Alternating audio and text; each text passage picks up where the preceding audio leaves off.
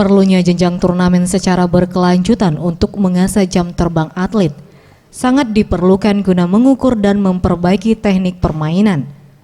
Menurut pengurus PLT Kota Palembang Bambang Harsono mengatakan, untuk cabang olahraga tenis di tahun 2019 akan mengadakan 7 turnamen junior berskala nasional dengan kategori kelompok umur 8-18 tahun. Hal ini dilakukan guna memantau perkembangan para atlet untuk tampil di skala nasional dengan cara memperbaiki peringkat.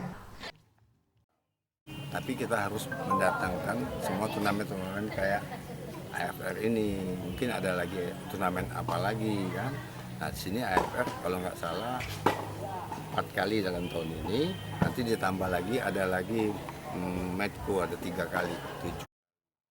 Sementara itu, salah satu pengamat olahraga tenis Agus Ferry Raturandang mengungkapkan, perkembangan olahraga tenis di Kota Palembang cukup baik karena telah banyaknya fasilitas penunjang olahraga, seperti lapangan yang dapat digunakan para petenis muda untuk latihan. Tujuannya itu memberikan kesempatan mereka untuk ikut event nasional. Dimana tuh, apalagi daerah. Kalau yang di Jawa sih gak ada masalah. Hampir tiap minggu ada turnamen di Jawa seperti di luar negeri sendiri. Nah, kalau bisa di sini pun sebulan sekali minimal mesti ada. Jurnas minimal.